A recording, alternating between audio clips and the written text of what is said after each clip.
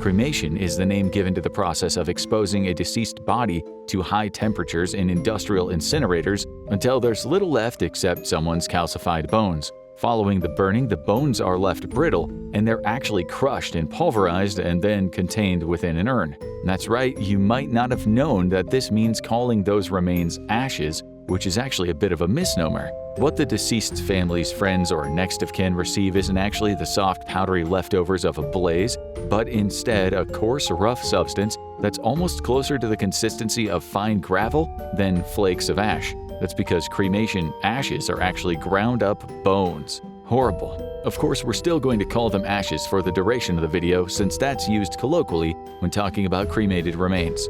So let's get started on this grisly journey, shall we? First, you'll need to have someone who's died. Point to us for stating the obvious. Within most modern crematoriums, bodies are kept cool inside a temperature-controlled room. If you're picturing a walk-in freezer, you're way off, but the purpose of these metallic storage rooms is to keep bodies on ice to slow the process of decay until they've been approved for cremation.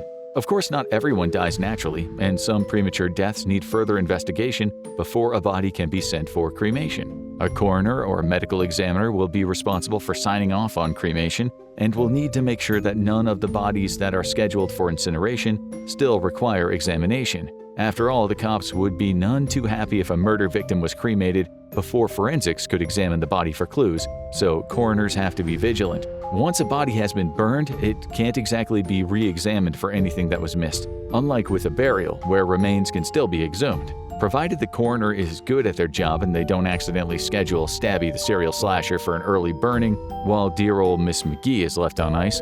Once the body had been approved for cremation, it then needs to be prepared. Some of us have all kinds of junk knocking around within our walking flesh prisons. From pacemakers to prosthetics, metal pins to piercings, these are all things that need to be removed from a body before cremation. Pacemakers in particular can explode under the intense incineration heat. As if that wasn't bad enough, if a person has ever had silicone implants and gets cremated, then this can lead to a seriously sticky situation for the morticians. Silicone implants can't resist the intense heat. While some might be cremated with the rest of their body, most will melt down into a gooey gelatinous substance that can then become stuck to the insides of the incinerator. Once fully prepared with all their potential add-ons safely removed, a body is then placed in a casket. These won't be the same kind of ornate containers you see at a funeral, or that would be used in a burial. Instead, they're often simple boxes made of flammable materials. Plywood, pine, even regular old cardboard are some of the more popular choices. It might sound a little undignified to put a loved one in a cardboard box,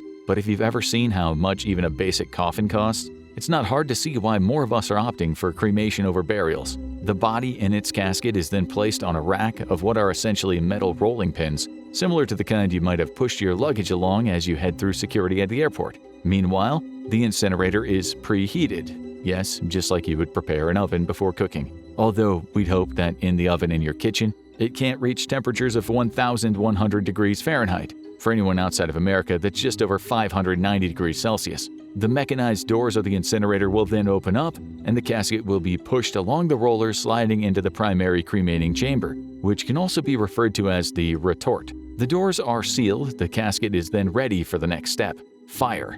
In some places, family members are invited to watch the burning process, although we're not sure how appealing watching a friend or family member's body being barbecued would be. Occasionally, family members are even invited to push the button to start cremation. This is particularly common among certain religious folks, such as during Hindu cremations. Unlike the worrying button under a US president's desk, this big red switch doesn't trigger a huge bang, but it will instead cause a column of flame to shoot out of the incinerator. This will be aimed almost directly toward the torso, causing the casket and the body inside to rapidly heat up. Being between the flames and the body means that the container is the first thing to catch fire. As it occurs, due to the rising temperature, the body itself doesn't catch fire initially, but it actually begins to dry up. After all, the human body is composed of 75% water. More on that later. Before we get any further with the cremation process itself, it's high time we took a closer look at the flame-spewing star of the show, the incinerator. We weren't entirely joking earlier when we called this industrial cremation device a human pizza oven.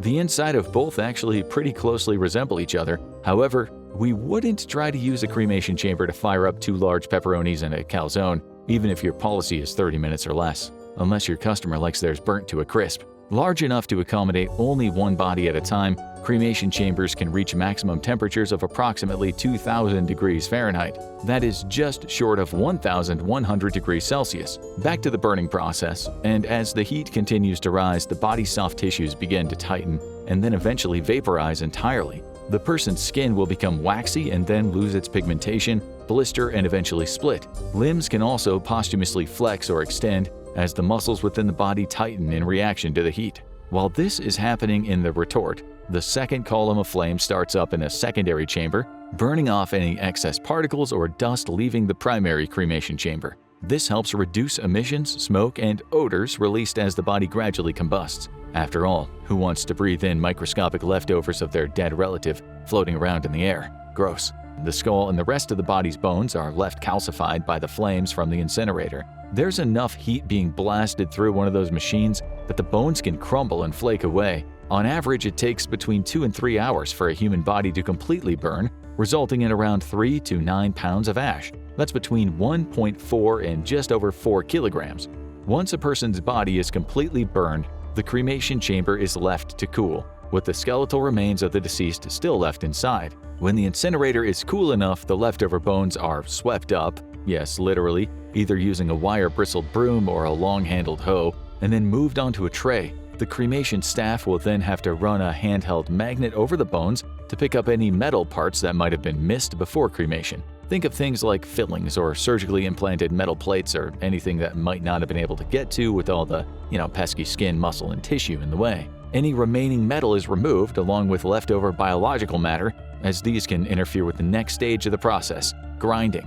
And we're not talking about spending hours racking up XP. Well, if you've been cremated, it's probably a little late for that. In order to be reduced down to the ashes that we now know are actually pulverized bones, a person's calcified bones and any other remnants left after being through the incinerator are put into a grinder or a cremulator. Those are a person's ashes, which are poured into a plastic container or into an ornate urn, depending on the choice of the deceased family or any last wishes of the now fully cremated that they might have had when they were still alive. Options for what to do with a person's ashes can vary dramatically depending on what their family chooses to do, which can also be influenced by any specific instructions the deceased left behind or what faith they might have been a part of when they were alive.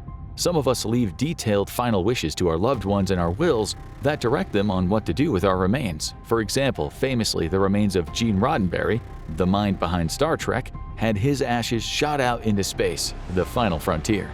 There currently exist numerous methods for combining or using human ashes to create something new, some of which we'll go into more detail in a moment. But scattering ashes is by far one of the more commonplace methods of commemorating a person after they've died. Legally, crematoriums are allowed to dump ashes. We say that because depending on where you're at, the scattering of ashes can actually be considered littering. While most places will turn a blind eye, some require a bereaved family to fill out a specific form or a notice in order to scatter a person's ashes, even on land that is considered to be public property. The legality of scattering ashes can vary depending on where in the world you are. Oh, and if your relative wanted to be scattered at sea in the US, then you better get on the horn to the Environmental Protection Agency. The EPA's rules require ocean scatterings to be done at least 3 miles from the shore, although if you're scattering someone's ashes in California, that's reduced to 500 feet from the shore or the nearest point of land. So why? We touched on it multiple times earlier in the video,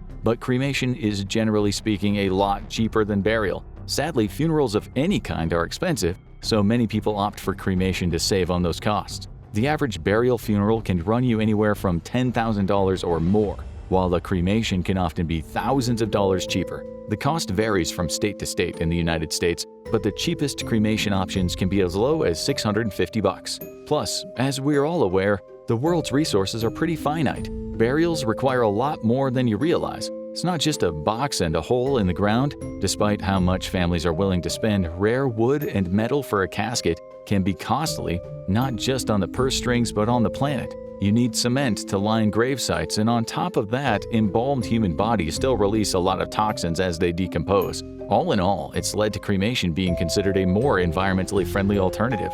And it's not just entirely about keeping costs down or looking after the planet either. Society as a whole has become a lot more transient. with people moving to different cities, even to different countries from where they grew up.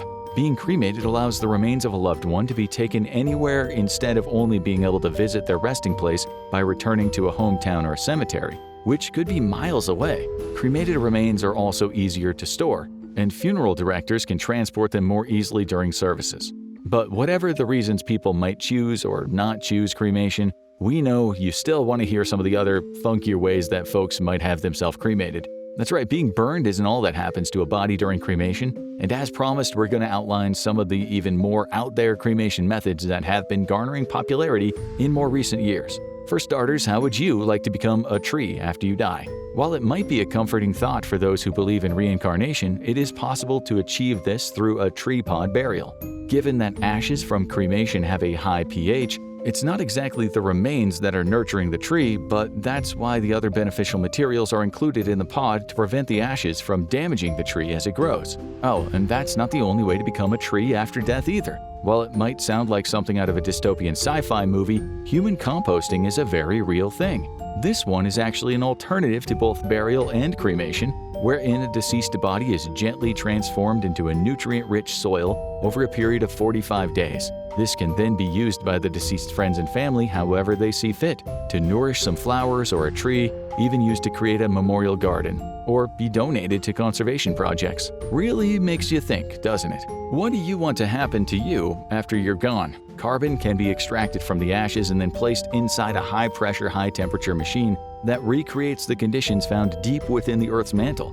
There, that cremated person's remains can grow into an artificial diamond, making them shine in death as much as they did in life. Now check out what happens to your body after you die, or watch this video instead.